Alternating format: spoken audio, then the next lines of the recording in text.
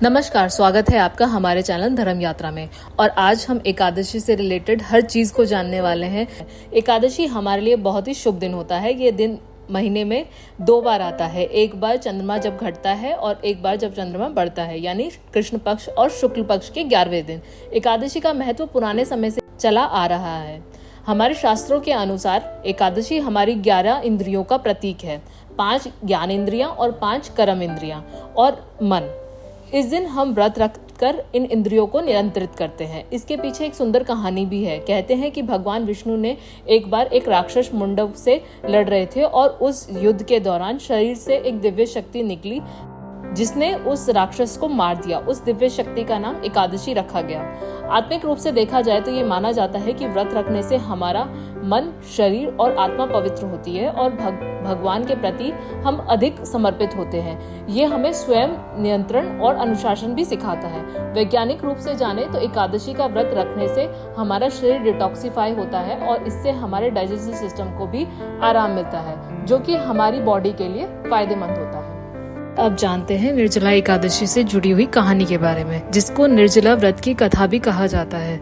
निर्जला एकादशी को भीमसेन एकादशी भी कहा जाता है। एक बार पांडव भीम ने ऋषि व्यास से कहा, हे पितामह, मेरे भाई युधिष्ठिर, माता कुंती, द्रौपदी, अर्जुन, नकुल और सहदेव सभी एकादशी का व्रत करते हैं और मुझसे भी कहते हैं कि मैं भी व्रत करूं। लेकिन महाराज, मैं भगवान की भक्ति, पूजा और दान तो कर सकता हूं, परंतु भोजन के बिना नहीं रह सकता।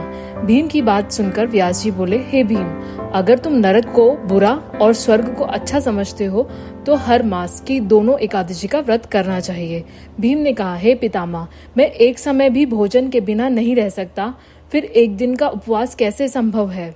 मेरे पेट में अग्नि का वास है, जो सिर्फ ज्यादा भोजन करने पर ही शांत होती है। कृपया आप मुझे कोई ऐसा व्रत बताइए जो साल में सिर्फ एक बार करना पड़े और मुझे स्वर्ग की प्राप्ति हो। व्यास जी ने कहा, हे पुत्र, बड़ा आसान उपाय है। वृष और मिथुन संक्रांति के बीच ज्येष्ठ मास के शुक्ल पक्ष की जो एकादशी आती है, उसका नाम निर्जला एकादशी है। इस एकादशी का व्रत करना चाहिए। इस दिन ना तो अन्न लेना चाहिए और ना ही जल। व्यास जी ने समझाया, इस एकादशी के व्रत में स्नान और आचमन के अलावा जल नहीं पीना चाहिए। सूर्य उदय से लेकर अगले दिन सूर्य उदय तक यदि आचमन करते समय मुख में थोड़ा जल चला जाए तो कोई दोष नहीं लगेगा, पर जल थोड़ा ही होना चाहिए। भीम ने पूछा, इस व्रत से क्या लाभ मिलता है? व्यास जी ने जवाब दिया, हे भीम, इस एकादशी का व्रत करने से 12 एकादशियों का फल प्राप्त होता है। जब मनुष्य इस दिन बिना जल के उपवास करता है तो उसे सभी पापों से मुक्ति मिलती है। मृत्यु के समय भयानक यमदूत नहीं आते, बल्कि भगवान विष्णु के दूत पुष्पक विमान लेकर आते हैं और मनुष्य को स्वर्ग ले जाते हैं। व्यास जी ने और कहा, इस एकादशी को सूर्य उदय से लेकर दूसरे दिन के सूर्य उदय तक मनुष्य जल का त्याग करे तो यह व्रत पूर्ण होता है। इस दिन श्रेष्ठ ब्राह्मणों को शक्कर के साथ जल के घड़े में दान करना चाहिए। ऐसा करने से मनुष्य भगवान विष्णु के समीप पहुंचकर आनंद का अनुभव करता है। इसके बाद द्वादशी को ब्राह्मणों को भोजन कराने के बाद स्वयं भोजन करे। जो इस प्रकार पूर्ण रूप से पाप नाशनी एकादशी का व्रत करता है, वह सब पापों से मुक्त हो जाता है और आनंदमय पद को प्राप्त होता है। ये सुनकर भीमसेन ने भी शुभ एकादशी का व्रत आरंभ किया। इसीलिए इसको भीमसेनी एकादशी भी कहा जाता है। एकादशी पर चावल क्यों नहीं खाने चाहिए? इसके पीछे 2 लॉजिक है। एक पौराणिक कथा से जुड़ा हुआ है, दूसरा साइंटिफिक रीजन है। अगर हम धार्मिक मान्यताओं के अनुसार बात करें तो भगवान ब्रह्मा जी के सर से पसीने की बूंद जमीन पर गिरी और वो बूंद राक्षस के रूप में कन्वर्ट हो गई। राक्षस उठा और उसने ब्रह्मा जी से रहने के लिए जगह मांगी। तो ब्रह्मा जी ने राक्षस से कहा कि जो लोग एकादशी पर चावल खाते हैं वो उनके दानों में रह सकता है और खाने वालों के पेट में निवास कर सकता है। हम उस राक्षस से बचने के लिए एकादशी को चावल नहीं खाते। साइंटिफिक रीजन की बात करें तो जब चावल बोया जाता है तो उसमें बहुत पानी की खपत होती है और चावल में पानी अधिक होता है। एकादशी के दिन चंद्रमा का ग्रेविटेशनल पुल वैसे ही बहुत ज्यादा होता है, जो हमारे शरीर के पानी पर भी असर करता है। इसीलिए इस दिन चावल खाने से पानी के एब्जॉर्प्शन में प्रॉब्लम हो सकती है, जो हमारे डाइजेस्टिव सिस्टम को डिस्टर्ब कर सकती है। इसके कारण हम बेचैन भी महसूस कर सकते हैं।